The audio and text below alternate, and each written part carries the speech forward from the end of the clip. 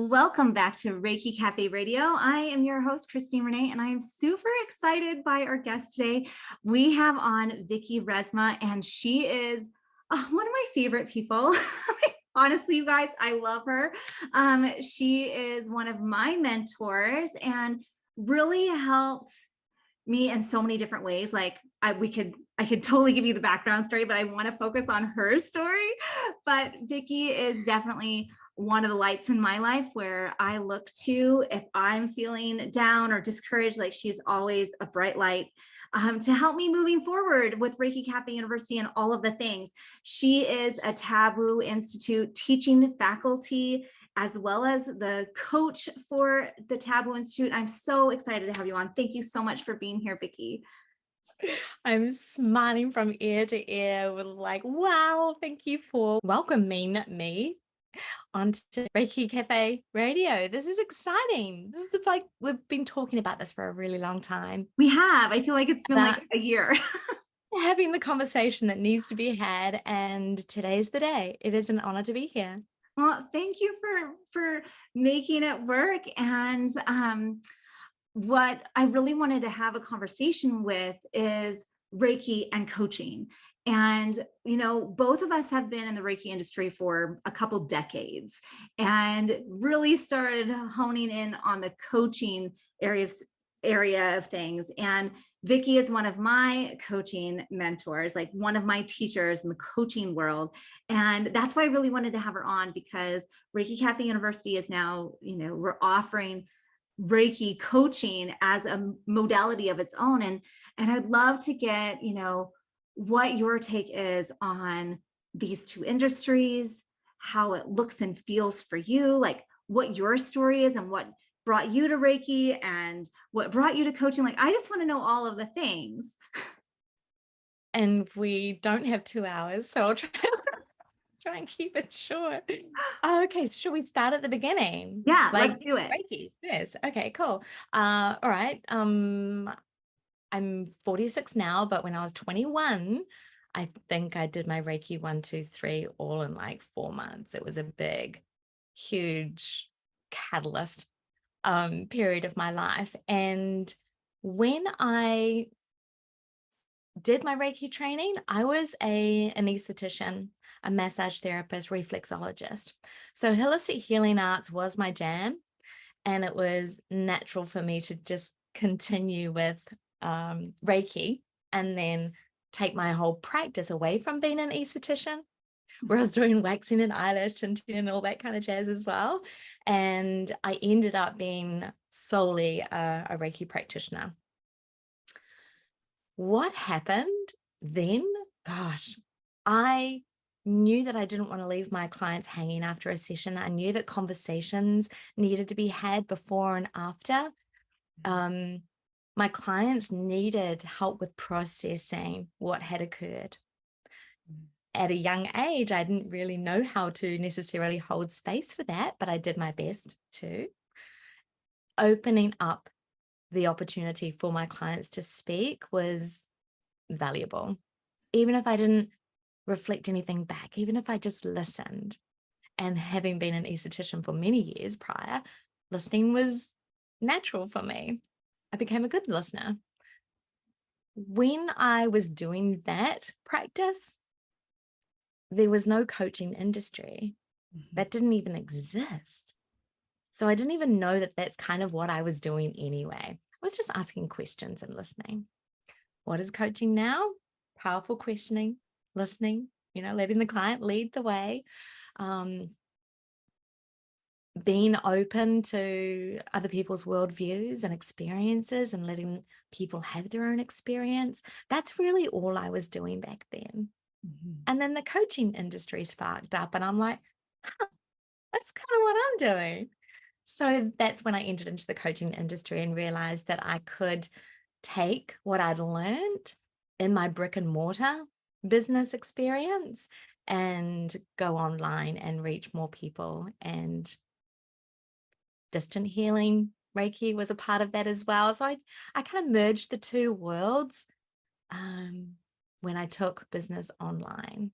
Yeah. That's my brief story. And we can get into like what that was like and how they married together and how I even marketed myself as that if you want. I'm really curious to hear how you want to take this next.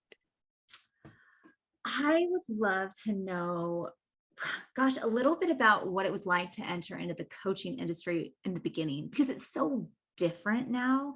Like, I feel it was like motivational speaking, bro marketing, like entered the scene. And here we are in this very feminine, meditative Reiki practice. What, I mean, I'm just curious, how was that? Like, how did that go? What was available for, coaching training back then? Oh, it was really awkward back then because the coaching training was very traditional. It was very, what I'm going to say, mental mindset oriented. Mhm. And there wasn't much speak of intuitive, emotional support, space holding, spiritual coaching. I say quote unquote spiritual coaching because that can look like many different things. So I felt like a black sheep in the industry. And it took me a long time to actually find the teachers and the mentors that met me with where I was at, where I'd come from. And actually, way back then, Taboo Institute is founded by Lexi D'Angelo. Way back then, before she even had a certification program, I found Lexi D'Angelo and I followed her and I thought, oh, okay, this person gets me with where I'm at. Mhm. So she was one of my first mentors that really saw me. There were a few others, but they were very few and far between. I steered away from the traditional coaching industry and I did certifications that were not typical, like not necessarily well known in the industry. I saw people who were paving their own way, who supported people in doing it their own way. And all I needed was a cheerleader. I didn't even really need a lot of training, so to speak. I just needed to have street cred, know that I was being ecologically responsible in what I was doing. And I unlearned many things. I relearned how I approach things so that I held the best container that I possibly could. But all I really needed was a cheerleader. So Yeah. I picked a few different people along the way. And that's why I love being such a big cheerleader for my clients like yourself, Christine. Yeah, absolutely. Oh my gosh, I love that. Like, I'm getting chills because I think that's also why I was attracted to Taboo Institute, is because she really is do it your own way. Like, here's the model, practice the model, but then forge your own path.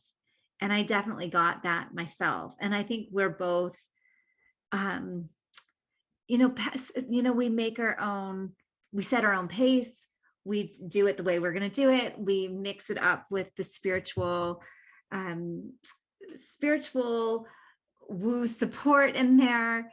And so how did your first clients like react to that? How was that shifting from what you were doing, where it was just like, okay, I'm doing a Reiki session and like holding some space at the end, to what developed after that? Like, when did coaching kind of take the forefront and Reiki was kind of, secondary? Good question, because that was a really difficult transition, actually. I'm from New Zealand and my client base were Kiwis. And I say were because they're not anymore. New Zealand is not my place um where I'm receiving my community. It's not, I feel like I'm not even living in New Zealand sometimes because all of my community is overseas. Now, it's not to say that I wouldn't take on Kiwi clients at all, and I have in the past, even like recent years. But I think I deliberately entered into the international market because I did feel awkward Mhm. about bridging the two worlds. So my clientele knew me to be the brick and mortar. I became a meditation teacher.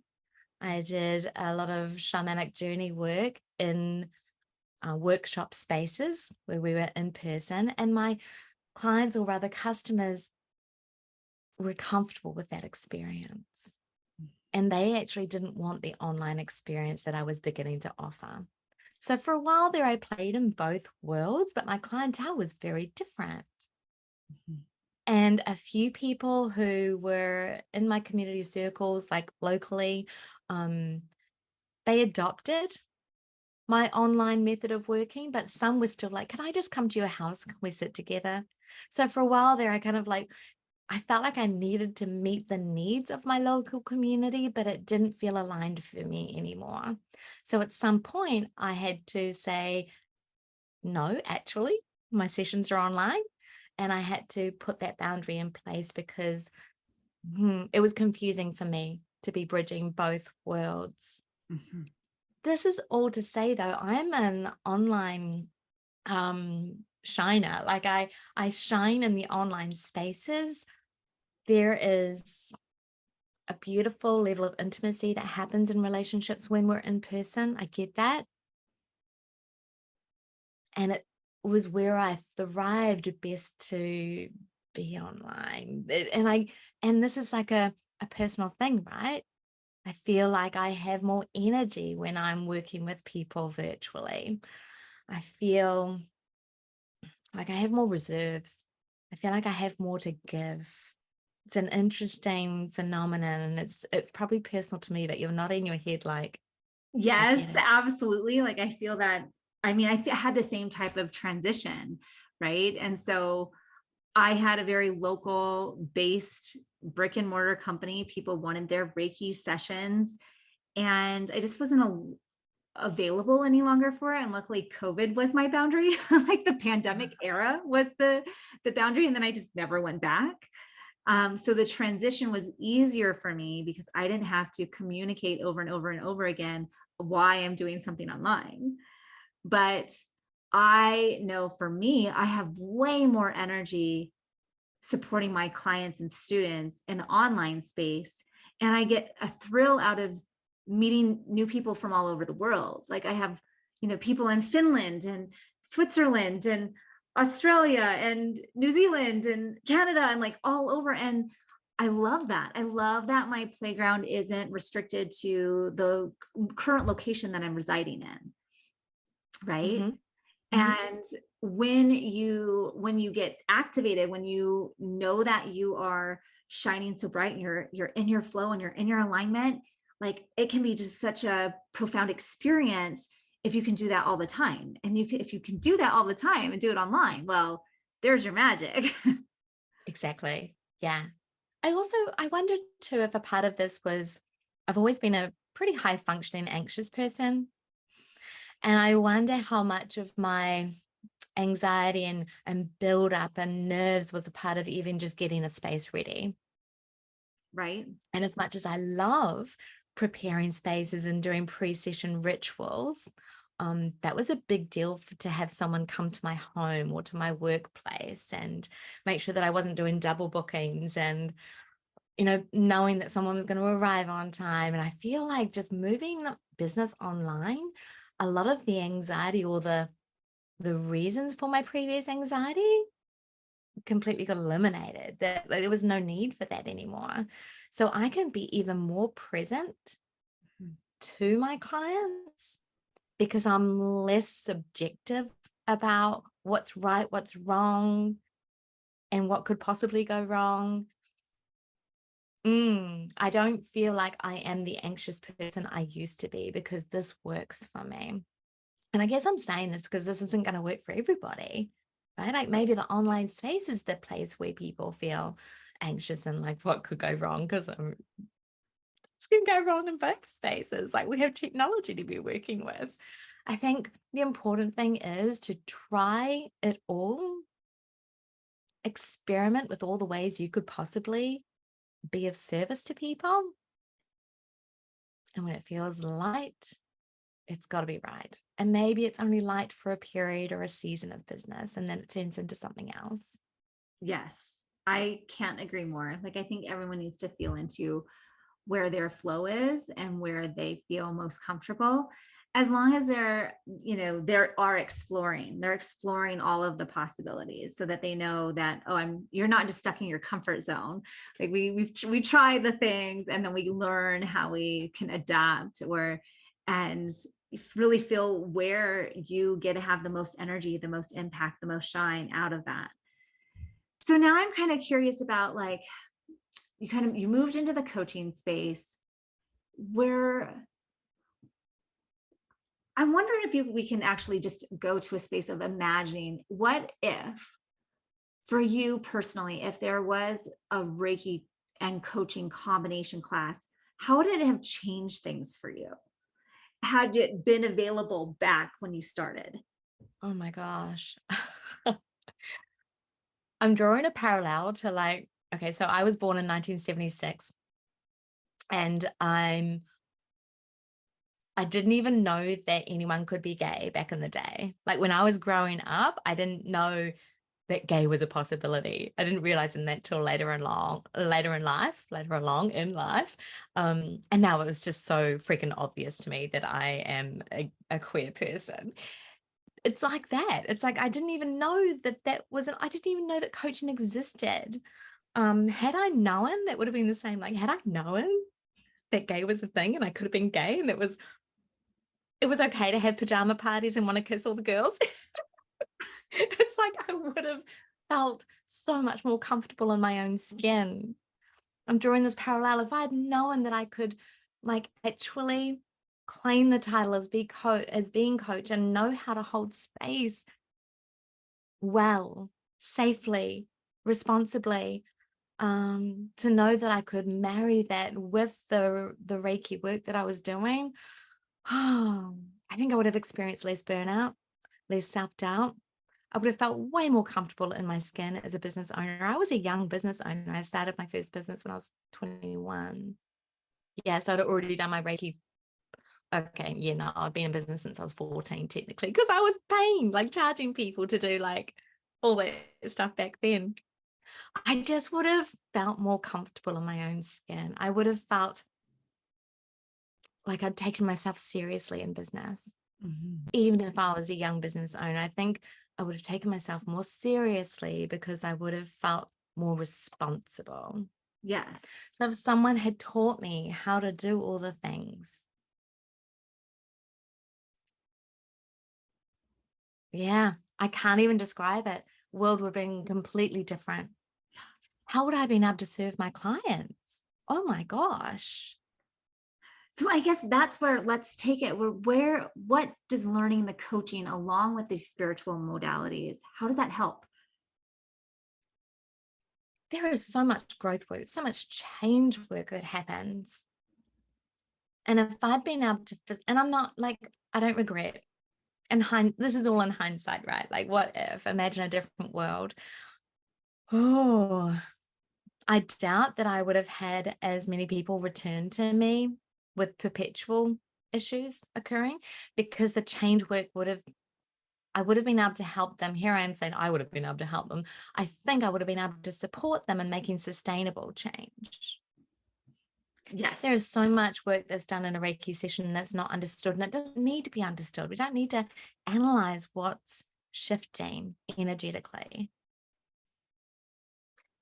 Yet, if we can go away from a Reiki session with not just accountability for creating the change, anchoring in the change, having an action plan in mind for what now, what next, Mhm.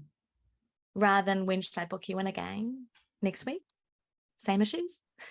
It's not Right. it's like going to your hairdresser every month, the same fucking cut. It's like, can we do something different? Can we, like, unravel something else? And I feel like I would have experienced more fulfillment as a practitioner, knowing that I was helping people to really progress and understand. Self-awareness is a huge part of why I do the work that I do now. I'm an advocate for self-awareness because I'm so aware of the value in that as individuals, as in relationships, as community members. It's not to say that I didn't serve my clients well back then, and it wasn't exactly what they needed. It was exactly what they needed. That's why they came to me and not someone else. In a different world, though, I think there would have been a stronger impact. Yes. Yeah, absolutely. The ripple effect would have been more significant. And I think we all, like, people who have a Reiki brick and mortar, it's consistent, it's constant. People come in again and again and again and again for the same issues. And we're working on, I think, like one energy body instead of multiple, right? And even though Reiki goes where it needs to go and all this beautiful flow is there, but when you can help them change their mindset and really get into kind of the subconscious layer of bringing that awareness forward of like, why do you think this way? Where did this thought pattern come from? Where did this limiting belief come from? And what can we do to kind of shift? Is it true? Like, all of these empowered coaching techniques help like solidify what you do in the actual healing work of Reiki. Yeah. Yeah. As much as we don't need to understand why and how Reiki flows and what it's doing, I think it's really helpful for us to understand to a degree. Like, we're curious. Human beings have these basic primal instincts, and curiosity is one of them, right up there with like hunger and comfort. We have this yearning to be curious. So if I can, let's put myself in the shoes of being a client. I'm experiencing alignment occurring. And that's if I'm like sensitive to the energetic shifts, those subtle shifts that are happening while I'm on the Reiki bed. If I'm going to be experiencing those shifts energetically, my mind is going to be curious about, what does that mean? And I bet you bottom dollar that I'm also going to be having intuitive realizations whilst that shift is taking place. To the untrained intuitive mind, that might be, oh, why am I thinking that? I'm having a flashback to that moment in my childhood. Why am I thinking about my mother right now? Like, there could be all of these thoughts anyway taking place. Like, the cognitive mind is going off on one. And if my practitioner was going to ask me at that moment, what thoughts are coming up for you? Or even not even the moment, but afterwards, tell me what thoughts, emotions arose for you that feel significant. Let's talk about them. To have that opportunity to just voice that and to maybe connect dots and maybe have my practitioner reflect those ideas back at me. And then if they have my consent, then share their own intuitive reflections. Like, we get to see a full picture of what just got uncovered and healed. I can do something about it then. Yes. Power is knowledge. Knowledge is power. I can do something with that. Absolutely. Absolutely. So what would drive a Reiki practitioner to go and get coaching training from that point? Like, I think oftentimes I see a lot of Reiki practitioners out there that they schedule the 60-minute Reiki session and it ends up being 2 hours and they're giving just their advice, and so I really want to make it clear what the difference is between doing Reiki plus coaching versus like Reiki and being a friend and offering your advice or your opinions, because I see that all the time. Yeah. Oh. And because we're all so natural at this as well, if you're a Reiki practitioner, you're going to, there's this natural gift or skill set that we have that comes forth of wanting to serve and support and help and hold space. So I personally had to be very conscious about putting on my coaching hat and then putting my consulting hat on, and they were very different. And depending on what my client needed support with and what the request was, because I've been a psychic mentor in the past as well, which is all just like, this is how I see it. What do you think? Right. Very different. Yeah, really, really different. Like, we need consent to spill those beans. It's it's a very interesting dance that can be a dilemma sometimes when we have got intuitive information coming in and knowing when it's appropriate to deliver that. I just want to ring a Over bell. Like, yes, yeah, that's yeah, right yeah, yeah, there. yeah, yeah. Over the years, I've realized actually how damaging it was for me to share that. One, without express permission to share it, but also two, because how much more powerful would it have been if I'd supported my client in listening to their own intuition through their lens and their experience and their filters, not mine. We all translate information differently. It's cool if we can like connect the dots by having a conversation of like, interesting, because this is the image I saw in my mind's eye. But I think if you're not going to have any coaching training, if you're a Reiki practitioner listening, the number one key is to simply ask the questions. You be curious. I'm curious. What are you picking up on? What are you feeling? What are you sensing? What are the thoughts going through your mind? Let's explore it all. And then leave space open for them to speak. So much of the processing can just occur when people have an opportunity to share what's on their minds and their hearts. Yeah, absolutely. Yeah, I've had definitely some Reiki practitioners who've come to me and have told me that they, this is how their session structure is. And I just am like, oh, wow. Meaning that they come at it from like, here's what you're doing wrong. Here's what you should switch. Here's the things that you need to work on. And it felt very much like, and I'm not saying all Reiki practitioners do this. I'm just saying, we have healing when we have awareness, and we need to also be self-reflective as Reiki practitioners, like how we approach our clients and making sure that they have a really safe space to land. And when we come in as an authority figure instead of empowering our clients, what does that dynamic look like? I think there's a lot of magic there when we can just give them space to have that self-discovery, and Yeah. and not really rush to like, I have the answers, here it is. Yeah. I'm going to bring an analogy in. Metaphorically, imagine Reiki practitioner and a personal trainer, a physical trainer. If I have got a personal trainer who is saying, these exercises are what you need to do to achieve your results. And by the way, these are the results you need. And then they watch me do my thing and my form's wrong. And they'll be like, cool. So you're doing that wrong. Watch me. This is how you do it correctly. Same with having a nutritionist or a dietitian. It's like, this is what you need to do, the results that you need to make sure that you are being the most successful in life, whatever it might be. Reiki practitioner, if I have someone telling me these are the exercises, the action plans that I need to go on, this is the chakra that I need to most concentrate on. And if it looks like this, I'm doing it wrong, your form's off, which is going to have like an adverse effect or not help at all. So this is how you do it correctly. Okay. Wow. I'm not motivated or inspired at all to make a change. I'm going to be like booking my sessions elsewhere for starters.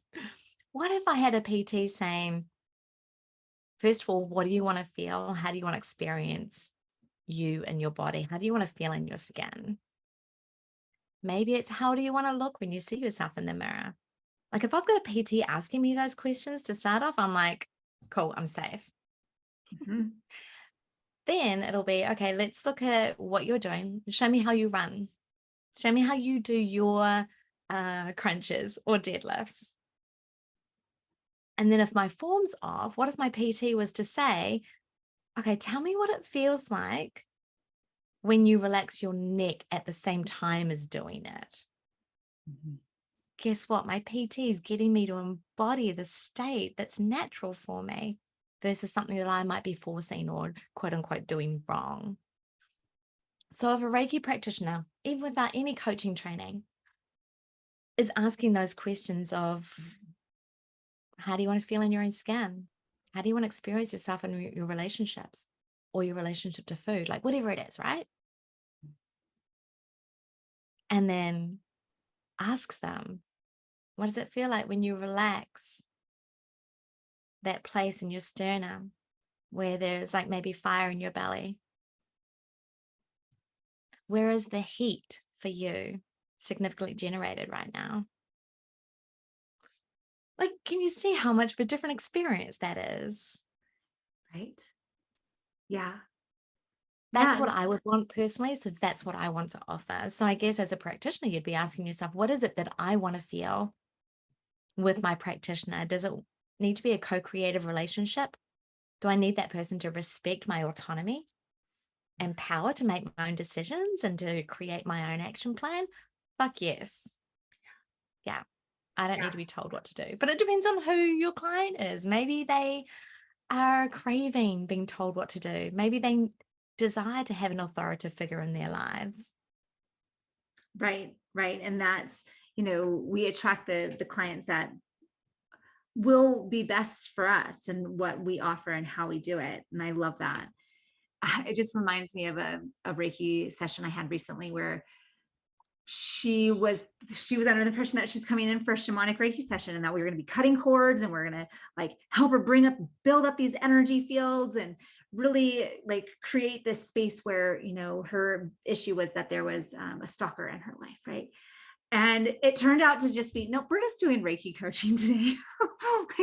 And that's all it was. And she went from like an 8, 9 on the 0 to 10 scale for fear and anger to like a 1, 2 by the end of the session. I was like, we're just dialing your frequency different. Like we're just shifting, and we can do the Reiki and we can do the talking and we can do embodying metaphors, and we don't have to go right and like stare at like what the quote unquote the obvious issue is. And I'm like, I love playing in that space where, I'm using my intuitive gifts, I'm using my Reiki skills, I'm Yeah. using my coaching skills, and how does this all blend together so that your client is having the transformational shifts that they're desiring, right?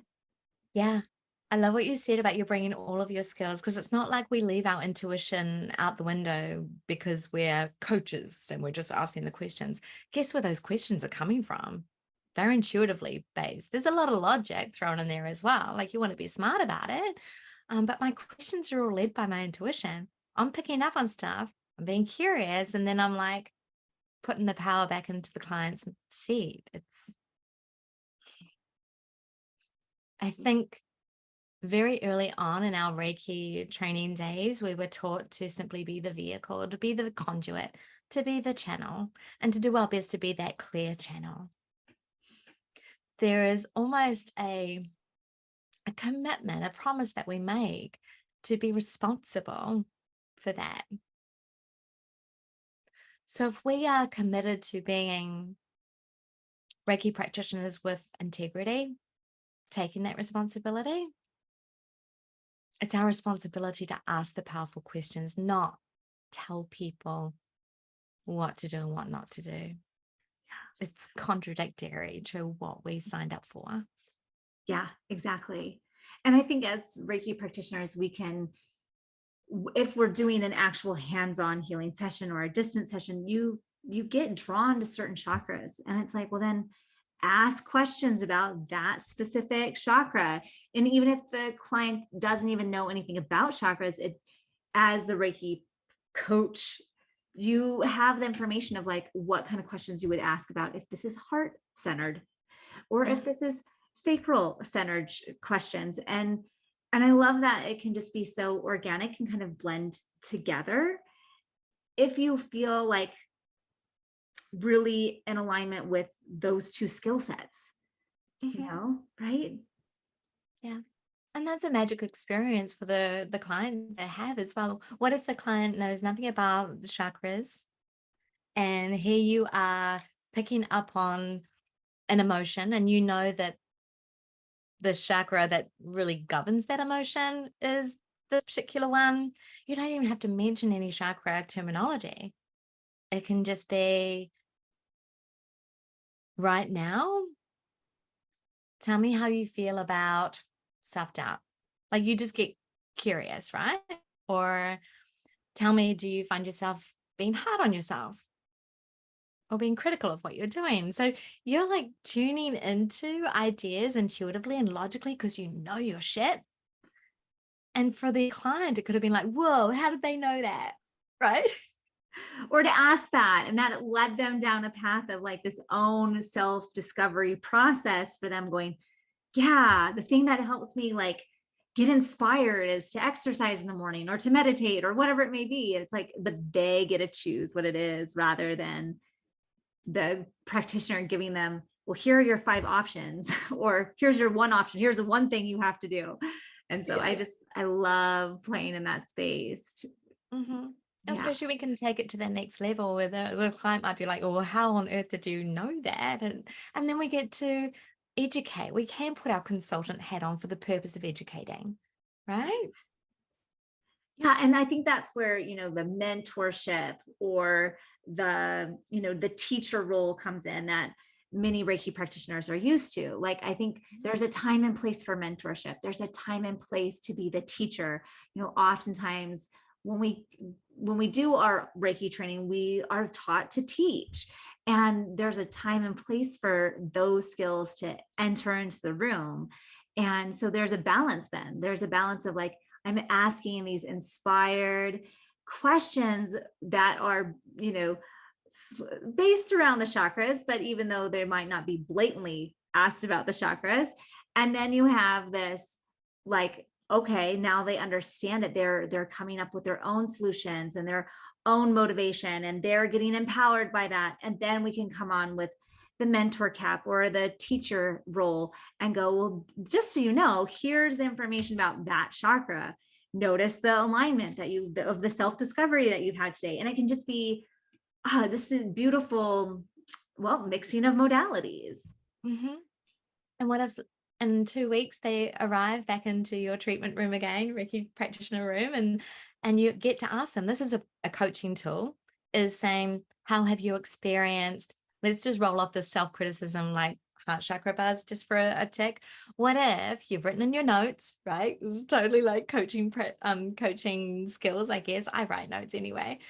I revisit 2 weeks ago, self-criticism came up. How has your experience been? What's shifted since then? So a part of coaching as well is getting your client to acknowledge and celebrate with them the conscious shifts that are occurring, because it's one thing to be blissed out in alignment on your Reiki bed. What about once they enter into their daily lives and have the conversations with their spouses or children or community members?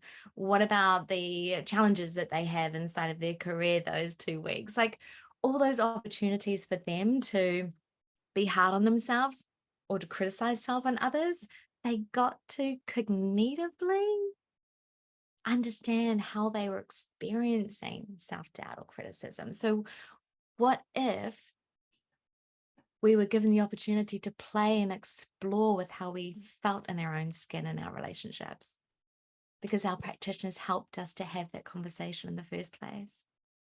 Yes.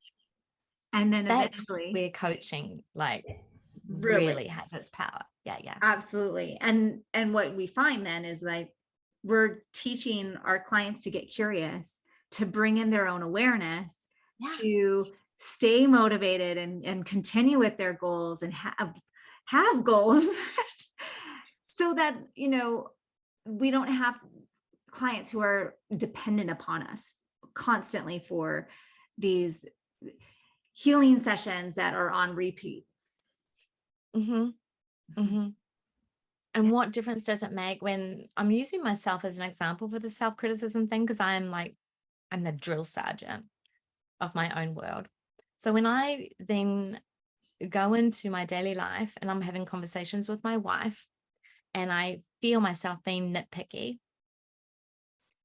I can start to be more aware of when that happens, why that happens, how I can course correct and align myself and come into my center in those moments. Self-awareness helps the relationship. When we can have a more powerful marriage, our son experiences that.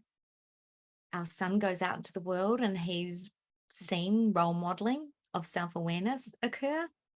And then that impacts his friendships and his relationships, whether they be professional or personal. And that's just our little nucleus family.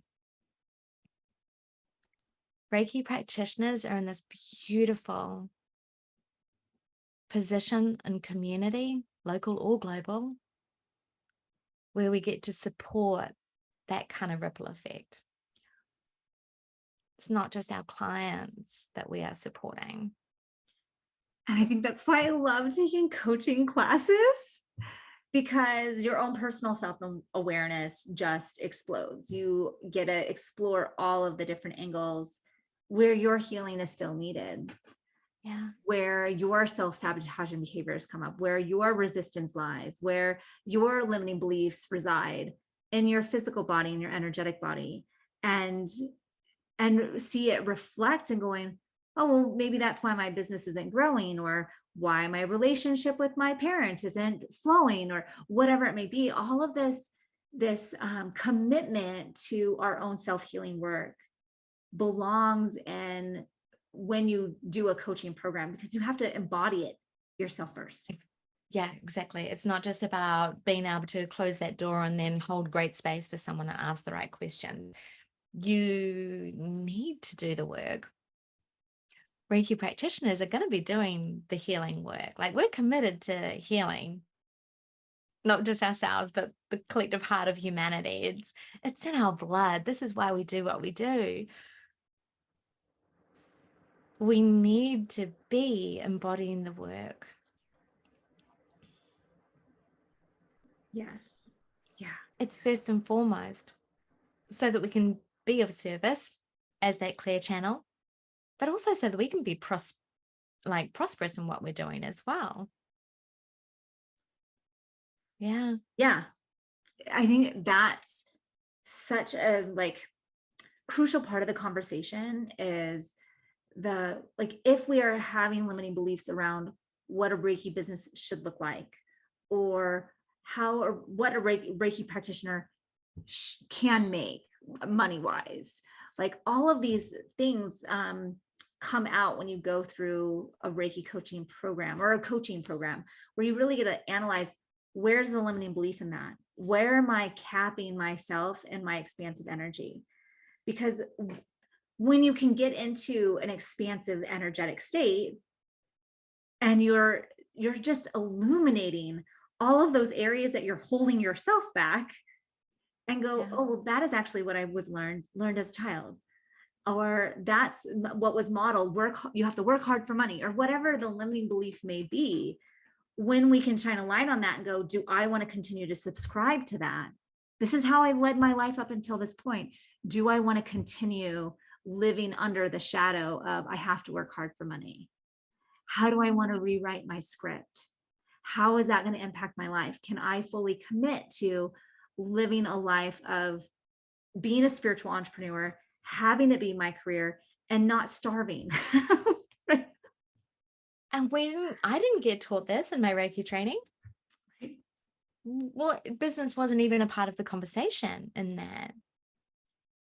Right. I learned the skills, I did practice, right? Like, we meditated, and then they're like, now go forth and start your business. And I'm like, what? Right. I know. I tell people all the time, we didn't get a manual when it came to how to start a business in Reiki. And,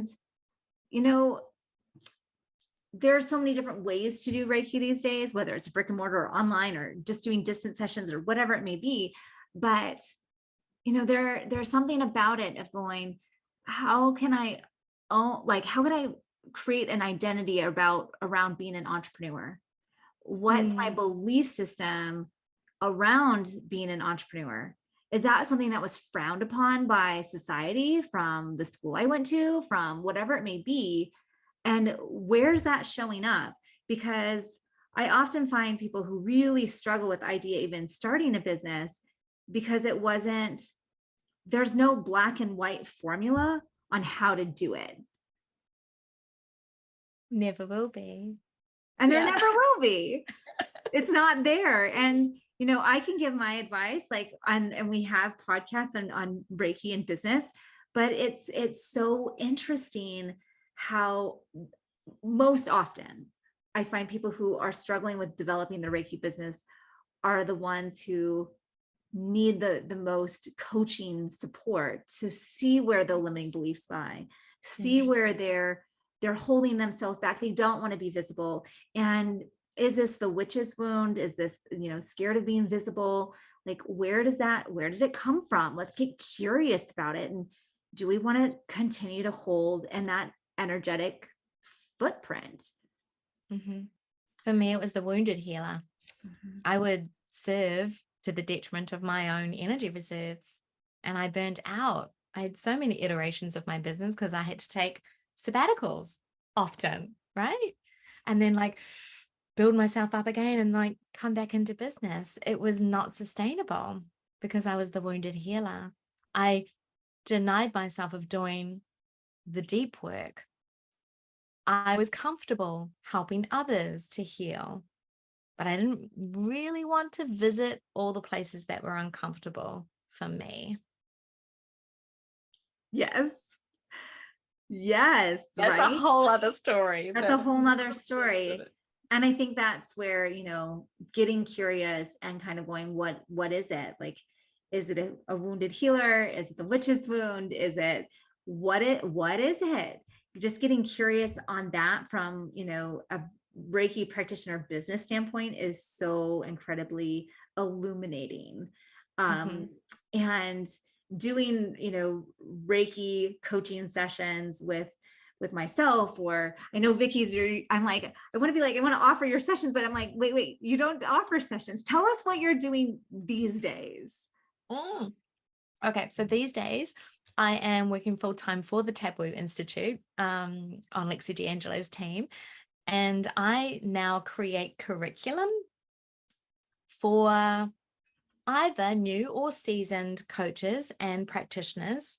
Some of them are Reiki practitioners, but a lot of people are coming from maybe like graphic design or like naturopath qualifications, or oh my gosh, psychology university papers, like people from all walks of life who are committed to being of service, who want to help with the healing of the planet and the collective humanity.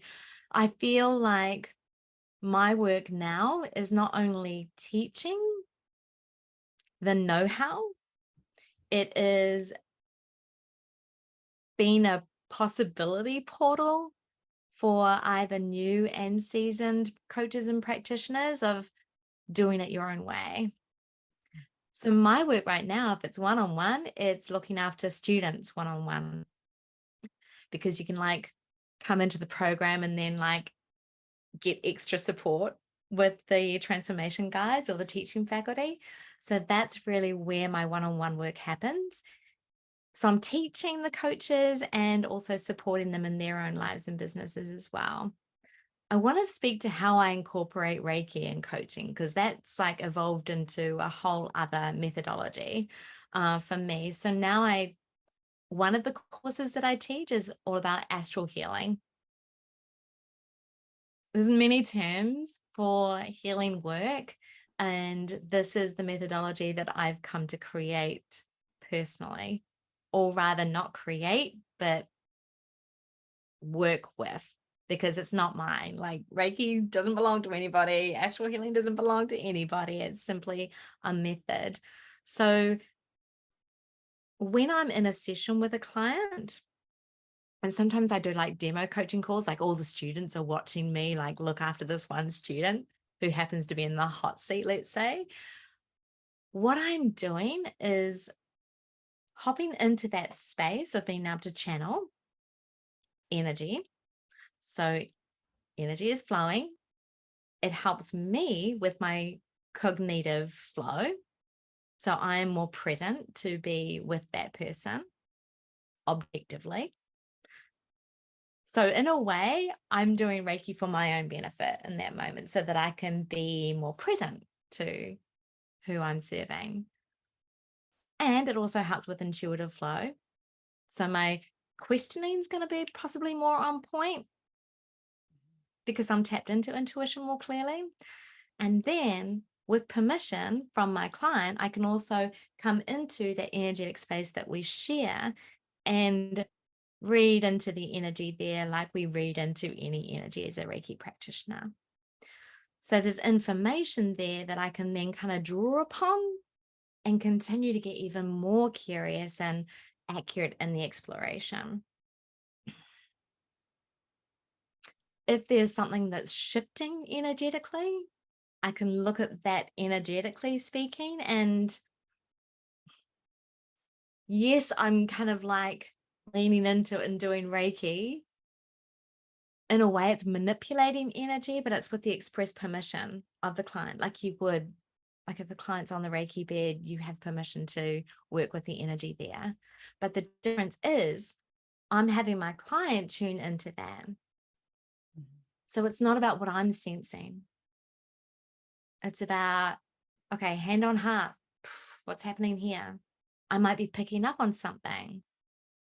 Roll your neck for me is what I'll say. If I'm getting something happening here, I'll be like, let's just roll our necks. Let's loosen up here. And rattle your shoulders. Like, so whatever I'm feeling, as if my client is on the bed, I'll have my client work through with me. So it's a very somatic experience for someone on the other side to be having with me. So that's sometimes how it can play out, but it looks very different. Depends on what we're picking up on, what's shifting, what your client understands, how they learn, how they process, how they internalize thoughts, feelings, experiences. So now it looks very open. It's fun. I'm just like playing a magical playground all the time. Yes. It's Yeah, totally. And never looks like one thing. I think that's why I love doing Reiki coaching so much, is that it doesn't get boring. Every single session is so incredibly different. You never know what's going to happen. And you just have this Rolodex of tools and skill sets that you tap into when you're intuitively led to it. Yeah.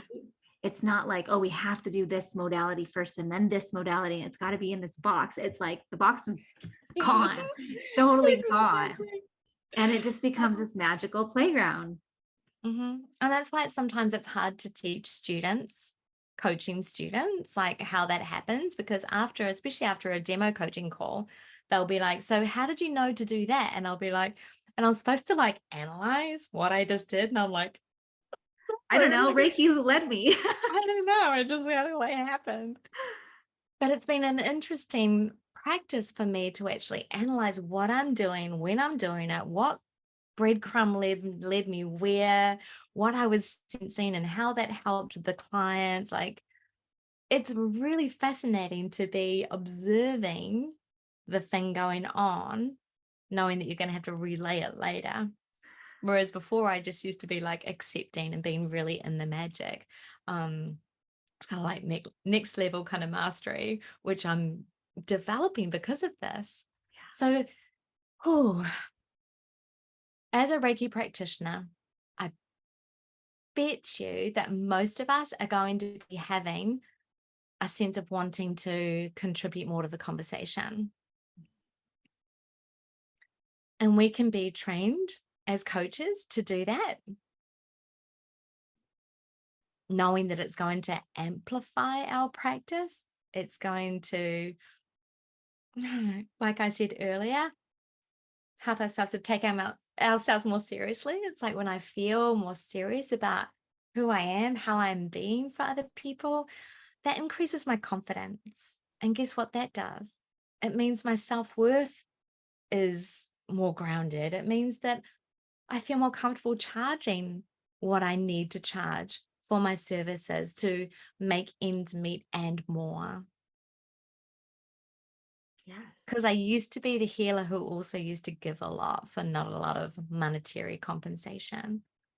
And that wasn't sustainable either. So self-worth, confidence, when I know what I'm doing is in integrity and responsible, I get to charge more. And it's not all about the money, but damn it, it's about me thriving in the world so that I can be an advocate and a role model for not only my clients, but my family, my community. I wouldn't do one without the other. Even like, I'm a bit biased, but I don't think I would be a coach without also being the healer, because that's in my blood. I wouldn't want to be a healer without being the coach. Oh, I wouldn't goosebumps. compromise on either now. I'd do both. Yeah, I am right there with you, Vicki. And what a beautiful message to end on, because I feel like it's the message that so many Reiki practitioners need. So thank you so much. Of course, of course.